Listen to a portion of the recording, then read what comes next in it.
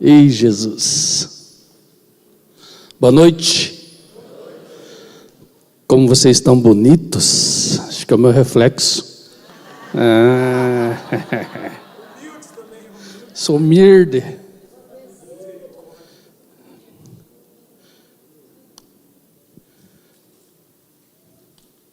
Jesus amado. Vamos começar a nossa campanha da família. Eu estava preparando essa mensagem, podia pregar várias coisas, né? Podia falar sobre pai, sobre filhos, sobre esposa, esposo. Mas Deus me deu algo que talvez nessas 9 semanas seja a maior chave que Deus vai te entregar. Talvez seja a maior chave que Deus vai te entregar. E o título dessa mensagem é como ter uma família abençoada. E nós vamos começar lá no livro de Atos, capítulo 16, versos 29 a 34.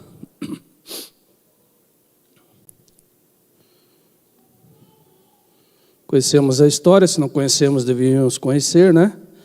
Ali Paulo e Silas estão presos numa cadeia e eles começam a cantar entre eles, né? Lembrei de uma história de Paulo e Silas, mas não vou contar que vai estragar minha mensagem. E eles começam a cantar e a cadeia vem abaixo. E quando vem abaixo, o carcereiro que tinha que cuidar dele, sabendo do seu destino, resolveu se matar, né? Antes que matassem ele ou fizesse coisas piores com ele. E nisso eles dizem para ele não se matar. E aí começa a nossa história, né? O carcereiro pergunta para Paulo: o que devo fazer para ser salvo? Paulo e Silas lhe respondem: creia no Senhor Jesus, e você será salvo junto com todos em sua casa. E eles lhe apresentaram a palavra, tanto a ele como a todos os que viviam em sua casa. Acredito que eles devam ter ido até a casa dele então, né? Imediatamente o batizaram e todos os que estavam em sua casa. E tanto ele como os que estavam em sua casa se alegraram, porque todos tinham acreditado em Deus. Aqui, não sei se você notou, mas por várias vezes foi repetida uma expressão: toda a sua casa, né? Vimos por várias vezes aqui essa expressão sendo repetida, sendo mencionada. Quando nós vamos lá para o livro de Lucas, Jesus está conversando com Zaqueu e Jesus diz para ele também: a salvação chegou a esta casa hoje. Então, diante dessas duas passagens, nós podemos notar uma coisa: a bênção que Deus tem, ela não é individual. Aquilo que Deus quer entregar não é individual, mas é para toda a família, para toda a sua casa. Por isso essa é uma, talvez, das maiores campanhas que nós fazemos todos os anos. E todos os anos nós vemos muitas coisas acontecendo, muitas pessoas sendo abençoadas, muitas famílias sendo abençoadas, porque o que Deus quer é a bênção da família. Família, nós cansamos de dizer isso, foi uma instituição feita pelo próprio Deus. Deus criou o homem e diz a palavra que Deus olhou para o homem e disse: não é bom que o homem esteja só. E Ele cria alguém para estar ao lado dele, para ser a sua ajudadora, para dividir as coisas com ele, para partilhar com ele e para também usufruir da bênção que Deus deu ao homem. Então, quando eu sou abençoado, a minha casa tem que ser abençoada, a minha família tem que ser abençoada. E graças a Deus a minha família tem sido abençoada, minha família é uma bênção. A minha família tem um chamado familiar. Nós temos um chamado familiar para fazer a obra de Deus. E eu sei que aquilo que está na minha família se estende a toda a nossa casa, a toda a nossa igreja. E eu creio que esta bênção que está na minha casa se estende à sua casa. E você vai poder olhar para a sua família e vai poder dizer: toda a minha casa serve ao Senhor, toda a minha casa pertence ao Senhor, toda a minha casa está na presença do Senhor. Porque eu creio na transmissão da bênção. Eu creio que quando alguém é abençoado, ele tem que se derramar sobre a vida das pessoas. Porque quando Deus dá a bênção não cabe dentro de nós. A bênção tem que fluir. E ela está fluindo esta noite aqui nesse lugar. Deus, Ele pensa nas famílias, não nos indivíduos. Quando Paulo e Silas chegaram à cidade de Filipos, eles pregaram a um grupo de mulheres. As primeiras pessoas que eles pregaram foi um grupo de mulheres. Veja só que interessante. Uma delas, chamada Lídia, se converteu a Deus. E observe o que é dito a seguir. Isso está no capítulo 16, versículo 14 de Atos. E no versículo 15 do mesmo capítulo, ele diz assim: então ela e toda a sua família foram batizados. Era normal, era comum, quando alguém aceitava Jesus, a família inteira estava na presença de Deus. E eu digo que isso vai ser comum nesse lugar, que toda a tua família será batizada e será entregue às mãos do Senhor. Toda a tua casa será abençoada, toda a tua casa será bendita, toda a tua casa vai receber das mãos do Senhor aquilo que você está recebendo hoje. Enquanto Paulo, ele era totalmente dedicado a pregar a palavra de Deus, o regente da sinagoga, ele acreditava no Senhor com toda a sua família. E diz a Bíblia assim que todos eles foram batizados. Está lá em Atos 18. Em Atos 11 diz assim: um anjo disse: mande chamar Simão Pedro. Esse lhe dirá como você e toda a sua família podem ser salvos. Deus, Ele se interessa pela família.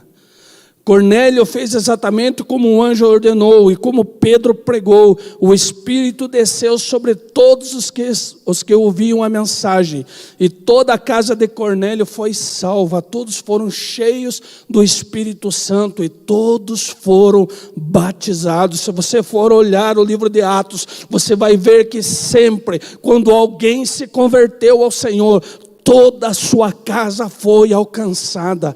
Toda a sua casa foi alcançada. Existe uma chave aqui, uma chave ao qual, se você receber ela esta noite, a tua casa vai ser alcançada, a tua família vai ser alcançada, a tua família vai se entregar aos pés do Senhor.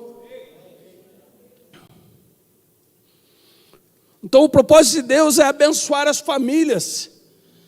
Por que isso? Porque Deus quer que tenhamos famílias abençoadas.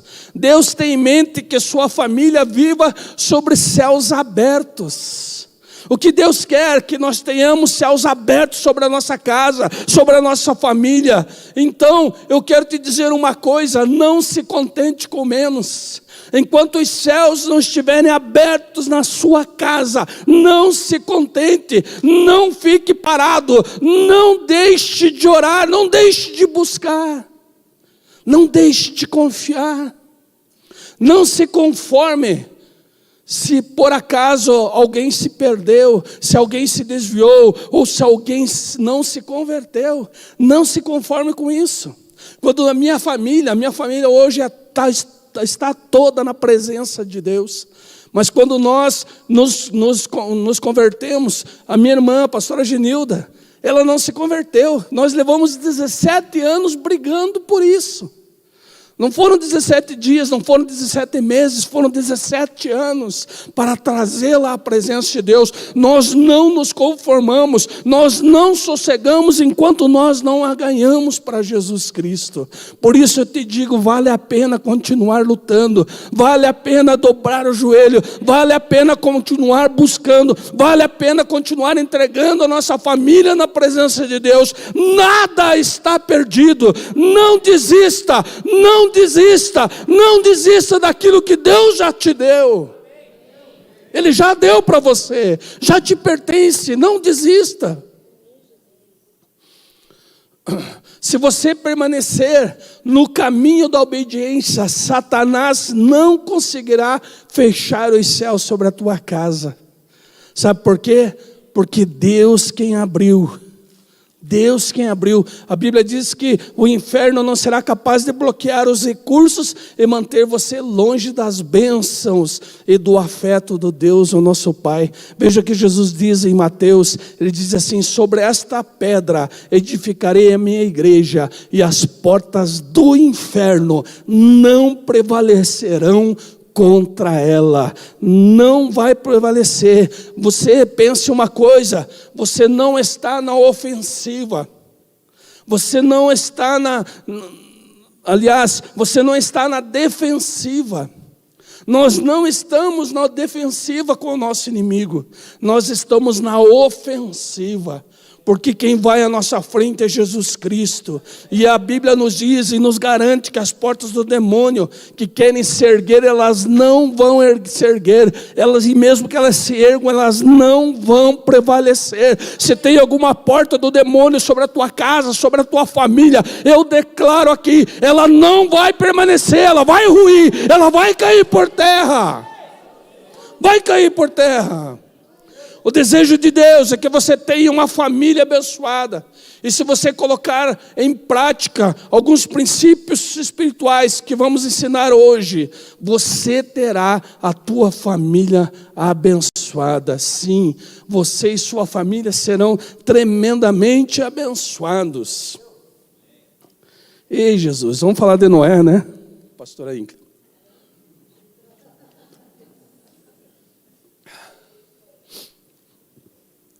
Talvez a coisa mais interessante na vida de Noé, ou melhor dizendo, a coisa mais interessante na vida de Noé, é que Noé tinha comunhão com Deus. É impossível alguém não ter comunhão com Deus e obedecer a Deus da maneira com que ele obedeceu. Este homem, o que ele fez, é loucura, é algo que talvez aqui ninguém fosse fazer. Se de repente um de nós recebesse essa ordem de Deus, sem ter comunhão com Deus, não iria fazer, não vai fazer. Porque isso, Deus dá a ele uma ordem para construir uma arca.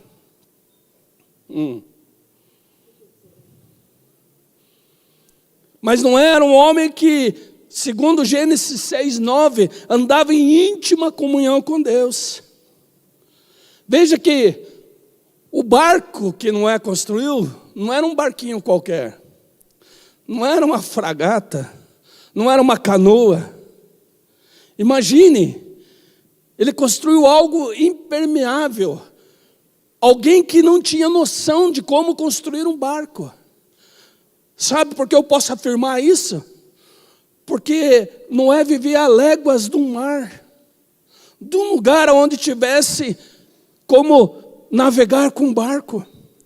Aonde ele começou a construir esse barco, nunca na vida iria chegar ao mar, ou qualquer rio, porque era no meio do deserto, a Bíblia nos fala. Era no meio do deserto. No máximo ali, o mais perto era o Rio Jordão, que é um pequeno rio, não é um rio grande não. E ele obedece a Deus e constrói um barco. Veja bem, o tamanho deste barco, ele tinha mais de 1,5 quadras de comprimento. Você imagina o que é isso? Ele tinha 25 metros de largura. E ele era tão alto quanto um prédio de 5 andares.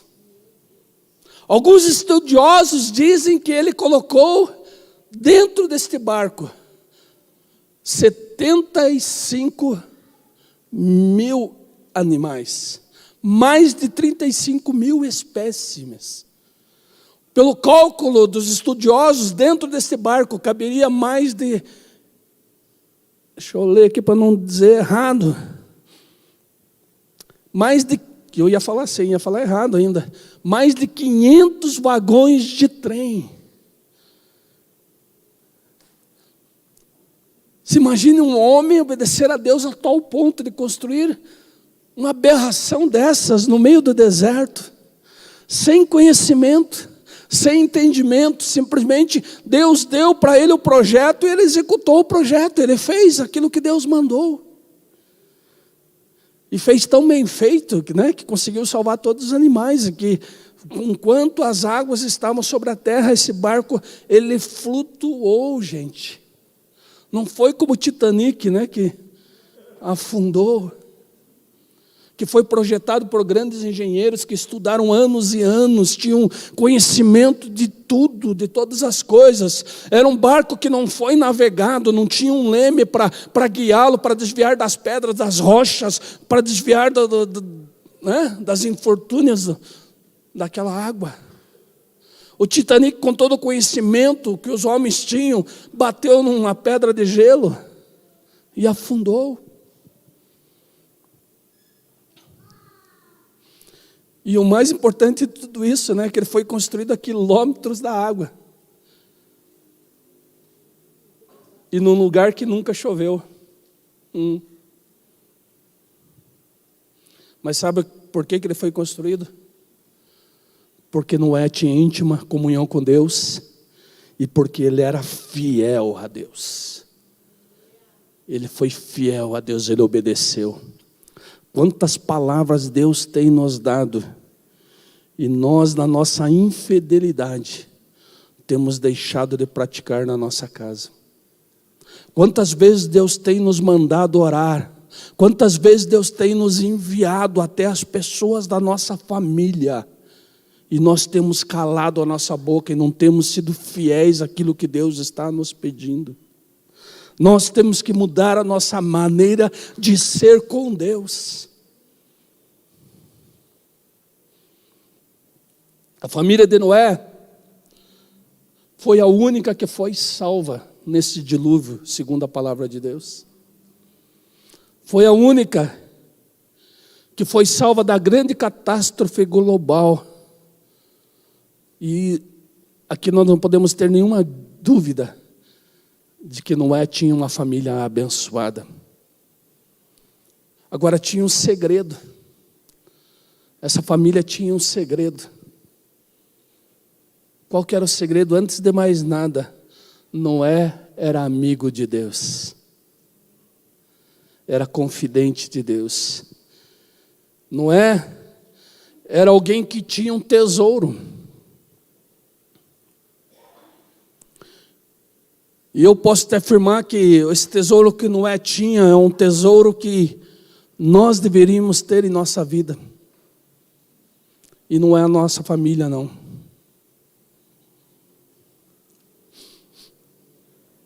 O maior tesouro que nós podemos ter na nossa vida não é a nossa família. Apesar de ela ser um tesouro. Mas não é a nossa família. O maior tesouro que Noé tinha era Deus na vida dele. E esse deveria ser o nosso tesouro também. E nós precisamos cuidar disso. Cuidar de buscar esse tesouro, sabe por quê? Porque o inferno tem se levantado contra a família. O inferno tem se levantado para quebrar e destruir a nossa família. Foi o que aconteceu com Adão e Eva. Veja que interessante. Quando o diabo quis derrubar Adão e Eva, ele chama Eva e não fala mal do seu marido. Como muitas vezes nós inocentes fazemos, né? O diabo é mais inteligente que nós.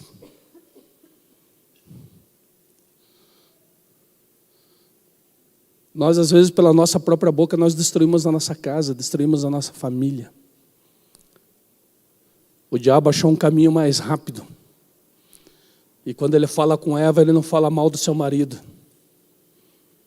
mas ele fala mal de Deus para ela.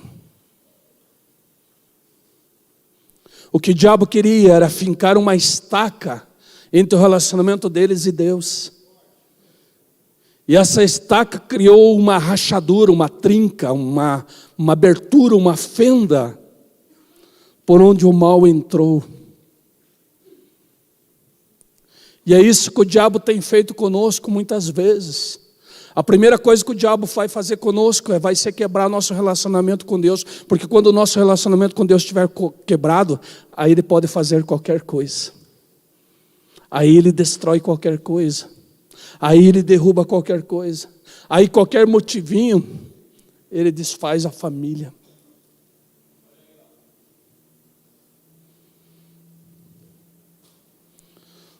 Quando ele colocou esta cunha no relacionamento de Eva e Adão com Deus,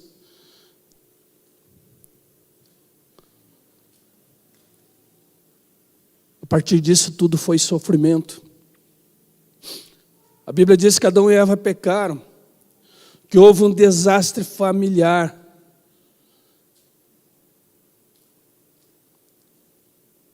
Ao negligenciar o tesouro maior que eles tinham, tudo se desmoronou na vida deles. Eles perderam o lar, eles perderam a sua família, eles perderam o seu ministério e perderam o seu emprego. Foram expulsos, do paraíso. E o interessante que nós vemos aqui que não foi só eles que sofreram. Porque o pecado ele tem um efeito destrutivo, mas tem um efeito expansivo. Tão expansivo que o pecado deles atinge nós até os dias de hoje. Tão expansivo que atingiu os seus filhos, seus netos, seus bisnetos, seus tataranetos. E assim vem vindo e está chegando aos dias de nós hoje. E vai atingir os nossos filhos, nossos netos, nossos tataranetos. Se nós não quebrarmos este mal hoje.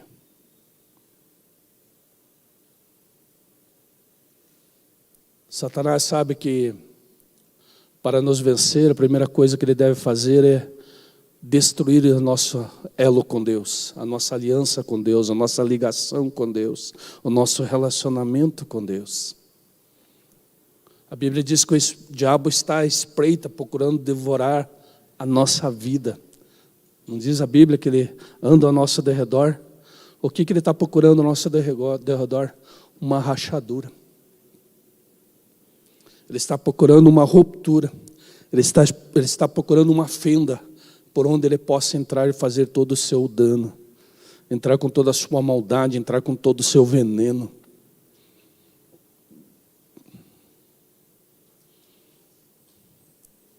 Eu vou te dizer uma coisa, nós não conseguimos fugir dele, não. Nós não temos condição de vencê-lo, não. Se nós não estivermos todo o tempo da nossa vida ligados em Deus, presos em Deus, acomodados em Deus. Se nós não estivermos em comunhão com Deus, esse ano vai ser o nosso ano, mas ele vai começar da maneira certa.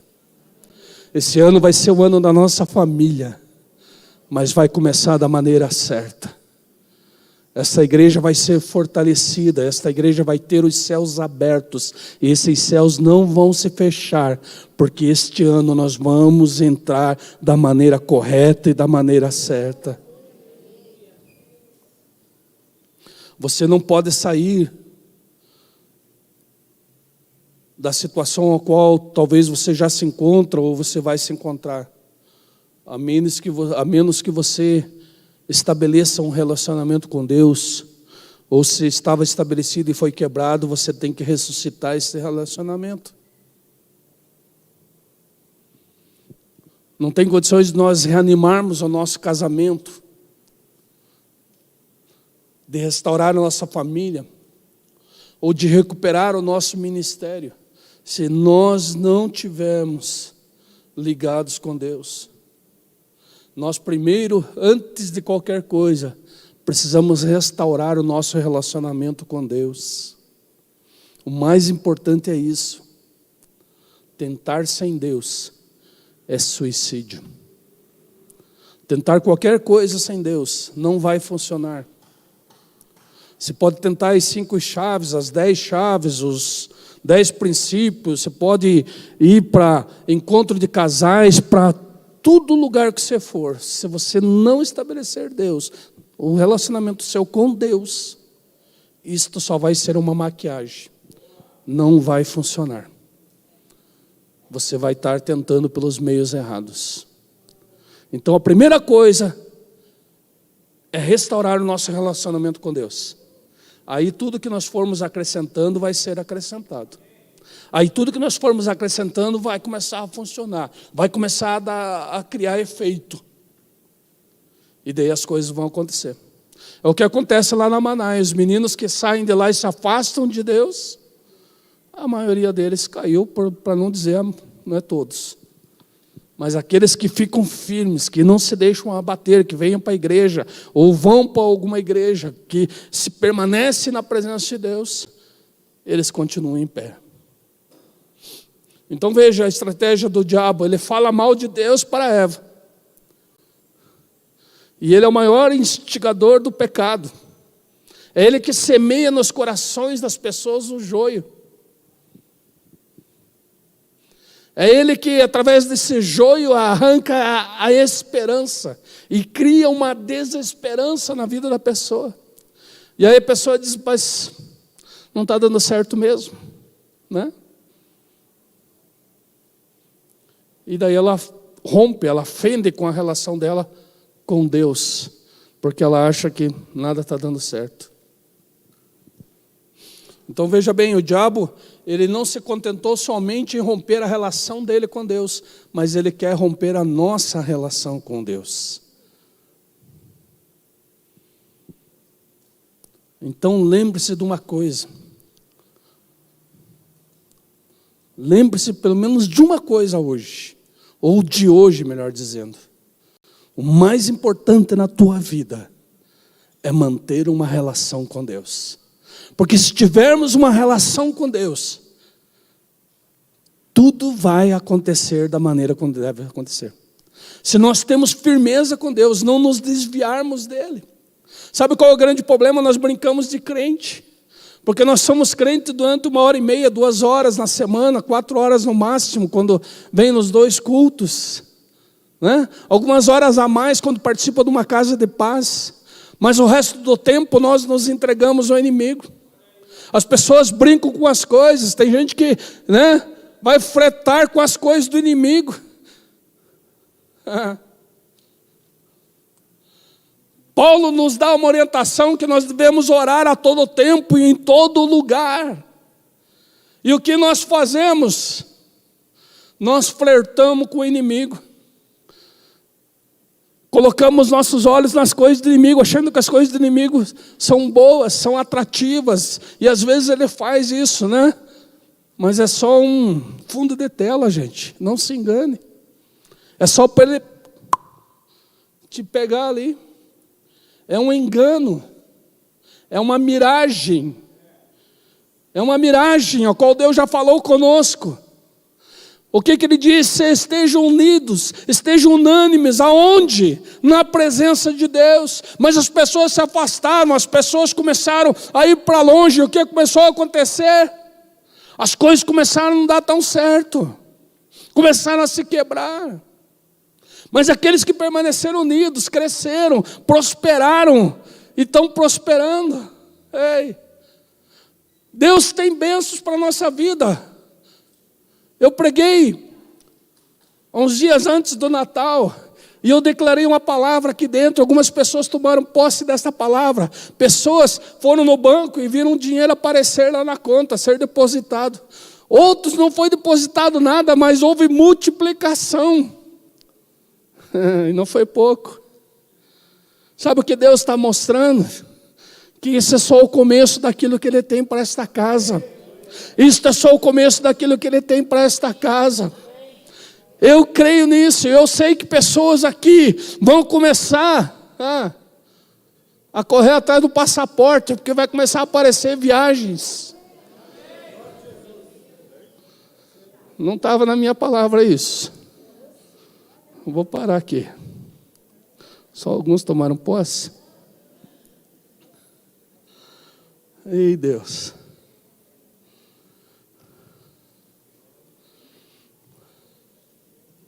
Davi, ele sabia muito desse tesouro, ele conhecia esse tesouro, e ele declara algo tremendo em Salmo 27, só uma coisa eu peço, para morar na casa do Senhor pelo resto da minha vida.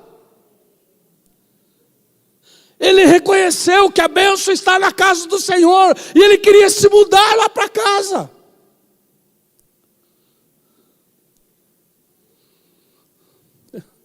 Lembrei de um pastor, amigo nosso, que disse que um dia uma mulher chegou na casa, na igreja e disse: pastor, eu quero me mudar aqui para dentro. O pastor disse: por que, irmã? É que o meu marido aqui é santo, é abençoado, cheio da graça. Lá em casa é uma desgraça. Infelizmente muita gente vive desse jeito. Muita gente só vem para a igreja uma vez por mês. E quando acha que quer. A igreja não é para querer, a igreja é para estar. É para obedecer. E quando a gente obedece, é fazer aquilo que nós não queremos. O significado maior da palavra obedecer é fazer aquilo que não se quer fazer. Não se quer fazer. Tem dia que a gente quer ficar em casa, quer arejar a cabeça, mas eu tenho que estar na igreja. Nós temos que entender isso. Eu, quando fui para a igreja, eu só fui porque eu estava bêbado. Senão eu não entrava na igreja. Só que o dia que eu entrei na igreja, eu entendi uma coisa. Que eu não deveria mais sair de dentro, que eu não poderia mais sair de dentro da igreja. E eu nunca mais faltei um culto. Tem culto que eu não trabalho, que eu não faço nada, mas eu estou no culto. E quando não estamos no culto, nós estamos trabalhando fora do culto. Mas estamos trabalhando pelo culto. Ou assistindo, pelo YouTube. Fazendo a obra. Às vezes nós estamos fora, ministrando fora e terminamos correndo porque queremos ir lá, ver o que está acontecendo na igreja, no culto. Porque nós entendemos que a bênção está em estar onde Deus está. E a Bíblia diz que o lugar onde mais Deus está é dentro da igreja. E Deus está aqui hoje. A presença dele é notória aqui hoje. Deus está me falando que tem pessoas que estão sendo curadas aqui hoje. Pessoas que estavam com dor não estão mais com dor. Pessoas que chegaram aqui com a cabeça confusa. Tem ou não tem? Acabou. Alguém creu? Acabou. Davi sabia que o melhor lugar para estar era na casa do Senhor, e ele declara para Deus: eu quero morar na sua casa pelo resto da minha vida. Sabe qual foi o grande problema de Davi? Ele se perdeu nos seus pensamentos, e ele rompeu, ele criou uma ruptura, e estava onde ele não deveria estar.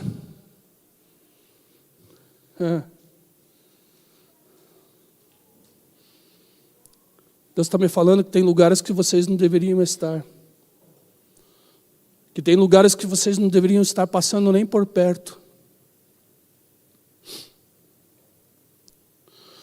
Quando eu me converti, eu tinha muita amizade no meu trabalho. Principalmente amizade de bar, de boteco, de cachaça. E eu me converti e fiquei cheio de fogo, queria ir atrás deles.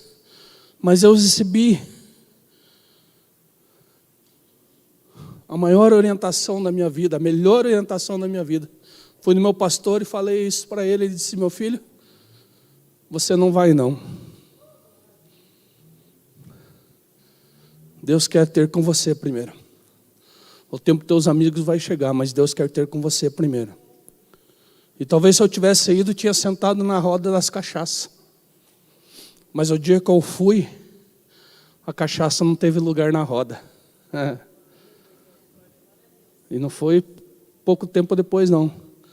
Mas o dia que eles me chamaram e Deus disse assim para mim, agora você vai, e falei com a minha esposa, digo, Deus está falando para mim. Ela disse, então vá. Eu fui. E eu cheguei lá, falei para ela em casa ainda, né? A hora que começar a rolar a cachaça, eu caio fora. Eu tive que ficar até o final da festa, porque a cachaça não rolou. O maior cachaceiro era o meu chefe, ele que pagou tudo. E quando o garçom chega para ele para saber quais seriam as bebidas, ele diz, eu não sei dos outros, mas eu quero uma Fanta uva. Daí foi assim, uma Coca, uma Fanta, e não teve cachaça. Então, se você é para estar em algum lugar, que você esteja lá para mudar o ambiente, para mudar a atmosfera daquele lugar. Agora, se você for lá para compactuar com o que está acontecendo, ou dizer assim, mas eu não fiz o que eles estavam fazendo, então não vá.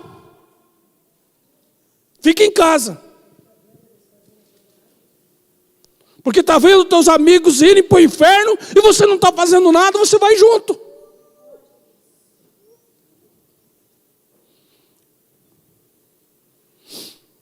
A prioridade de Davi era Deus. Mas ele resolveu ficar em casa. Resolveu não ir para o culto. Resolveu fazer a sua vontade aquele dia. Ah, eu estou cansado. E o que aconteceu? Desgraçou a vida dele e a vida da sua família. A partir dali, a sua família não teve mais conserto. Por mais que ele se arrependeu, ele voltou aos pés do Senhor. A sua família continuou quebrada, destruída. Ei, Jesus. Ele negligenciou a sua vida espiritual e tudo desmoronou. Sabe onde começou o desastre de Davi? Começou no lugar secreto, aonde ele deveria estar e não foi. Temos um outro exemplo na Bíblia, agora é o exemplo de Obed-Edom. Este homem, ele tinha um relacionamento muito próximo com Deus.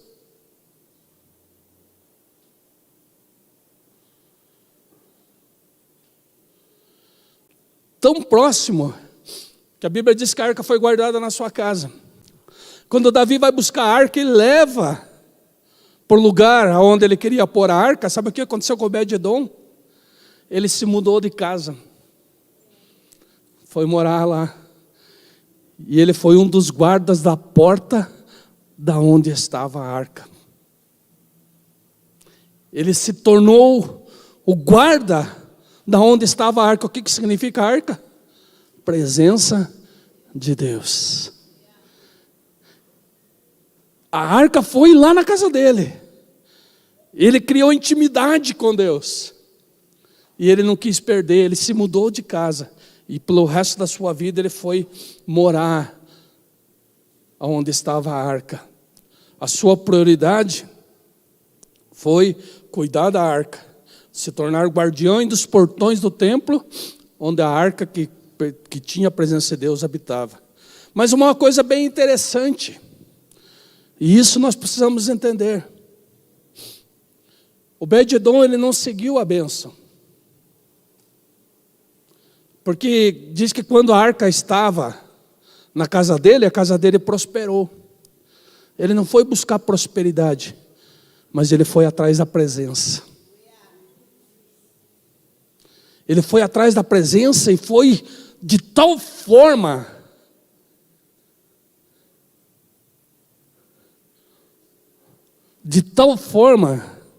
para mim não errar,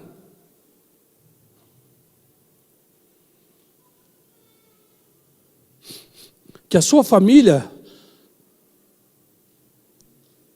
começou a buscar a Deus também. Toda a sua casa começou a buscar também. Eles começaram a se pôr na presença de Deus.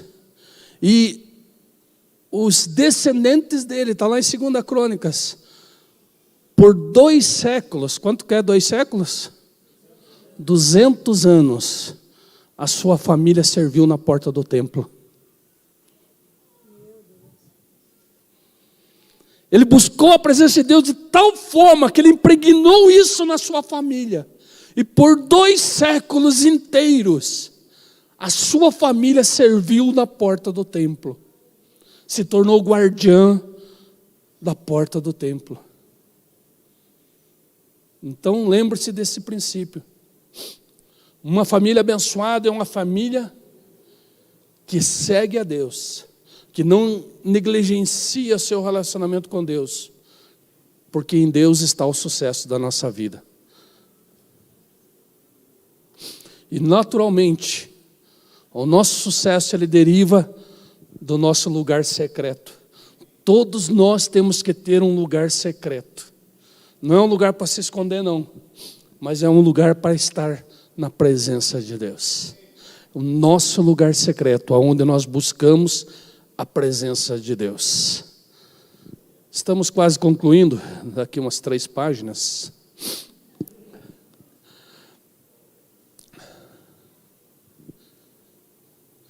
Eu vi uma história interessante que vai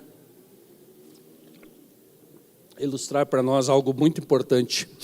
Um jovem, ele ouviu falar de um senhor de idade, um senhor velho, e que na sua velhice, ele continuava firme na presença de Jesus, continuava avivado na presença de Jesus.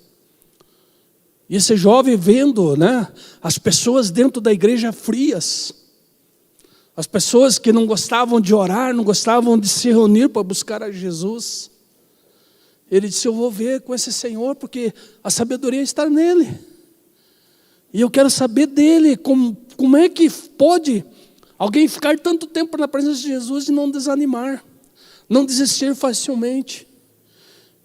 E quando ele chega na casa deste homem, buscando saber como que ele nunca perdeu o amor por Cristo, ou o seu primeiro amor, este homem estava sentado na varanda da sua casa, confortavelmente, contemplando o belo pôr do sol. Eu me lembrei da minha casa, que tem um belo pôr do sol. Esse jovem se aproxima desse Senhor, e ele disse para o Senhor, eu queria fazer uma pergunta. E o Senhor disse, pode fazer. Ele diz assim, por que a maioria dos cristãos procura a Deus intensamente por algum tempo após sua conversão e depois cai numa vida complacente, religiosa, ritualista e acaba parecendo-se com os seus vizinhos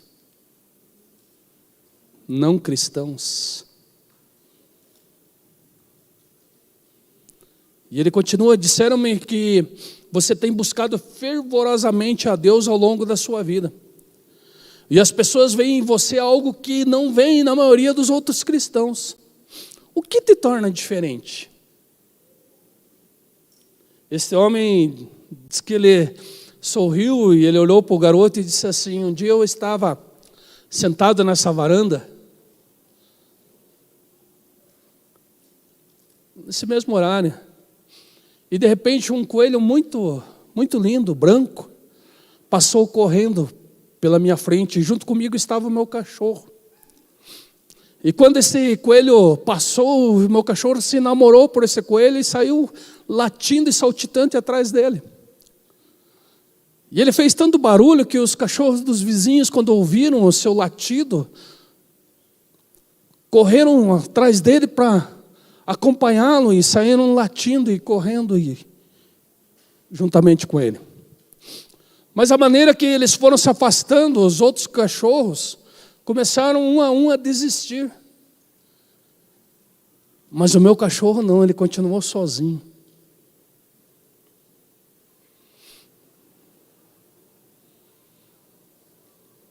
E ele disse para o garoto assim, que visão foi ver aquela matilha correndo e ladrando atrás do coelho, por aterros e matas.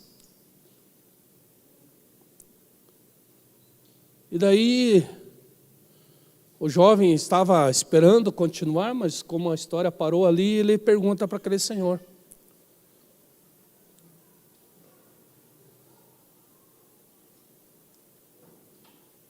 por que aquela história? E ele disse assim para o menino: nessa história está a resposta da sua pergunta.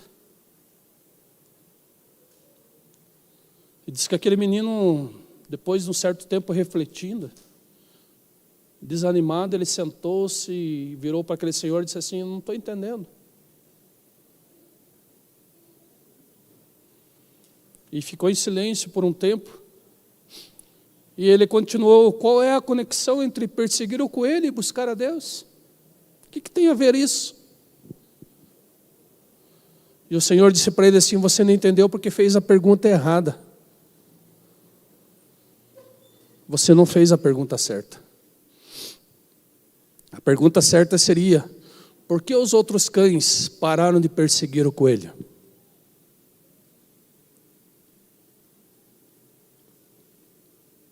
Sabe qual que é a resposta?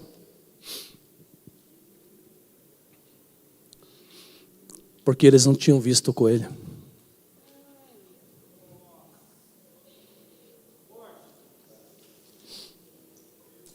Por que deixamos de buscar a Cristo fervorosamente? Por que os primeiros cristãos viveram de uma forma tão fervorosa a ponto de ganhar cidades inteiras para Jesus? Porque eles viram o coelho.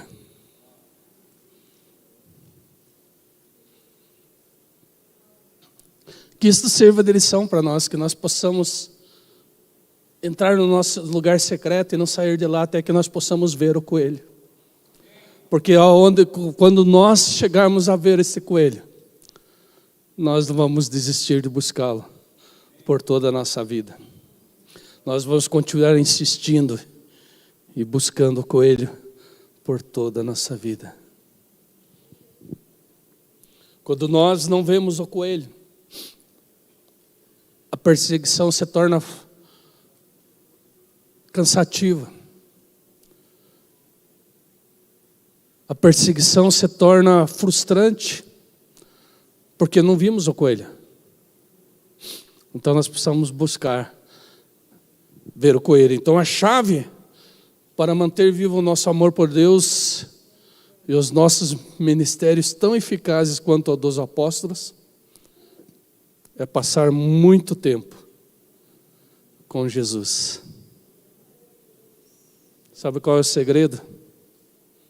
O segredo continua sendo o lugar secreto.